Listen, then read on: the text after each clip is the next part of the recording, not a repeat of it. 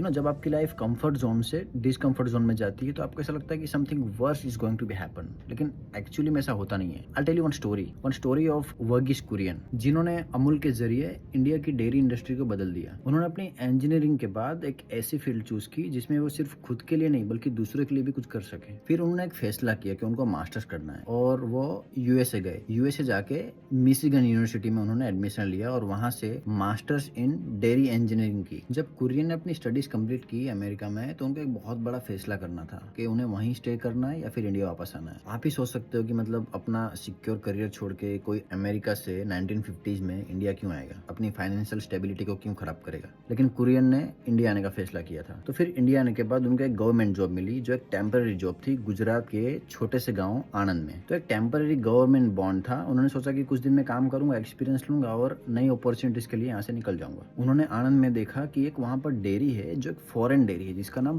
Poulsen है, और इस डेयरी में किसान अपना दूध बेचते थे लेकिन रिटर्न में उनको जो अमाउंट मिलना चाहिए वो अमाउंट नहीं मिल रहा था। This dairy was working like a middle man, जो बहुत कमीशन खाते थे। फार्मर्स जो पूरा दिन काम करते थे, मेहनत करते थे, उसका हाफ अमाउंट भी उनको नहीं मिल रहा था। और उसी वक्त कुरियन के मन में एक मॉडल रेडी हुआ जिसमें किसानों को उनकी दूध की फेयर वैल्यू मिल सके। फिर उन्होंने वहाँ की डेयरी ऑपरेशंस को समझा और सोचा कि मैं कैसे इनकी लेबर प्रॉब्लम्स को सिस्टमेटिक तरीके से सॉल्व कर सकता हूँ। उन्होंने देखा कि कैसे फार्मर्स अपना दूध एक मिडल मैन के थ्रू बेच रहे थे और उनको उनके हक का अमाउंट नहीं मिल रहा था।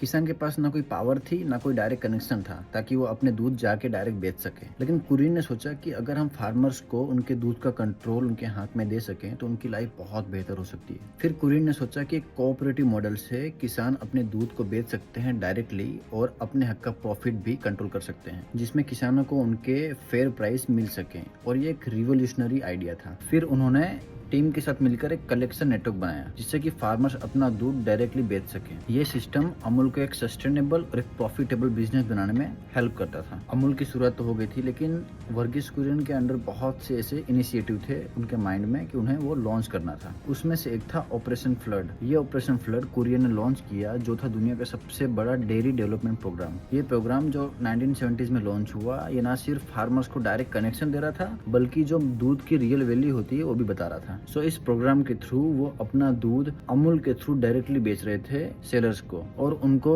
अपने दूध की रियल वैल्यू मिल रही थी। सो ऑपरेशन फ्लड के चलते अमूल ने इंडिया को सेल्फ सफिशिएंट बनाया मिल्क प्रोडक्शन में, और देखते ही देखते अमूल एक बहुत बड़ी ब्रांड बन गया और उसका दूध, बटर या चीज इंडिया के हर घर का हिस्सा बन चुका है। वर्गीस कुरियन ने न सिर्फ अमूल को बढ़ाया बल्कि किसानों की इकोनॉमिकल इंडिपेंडेंस और सोशल डिग्निटी को भी रिस्टोर किया।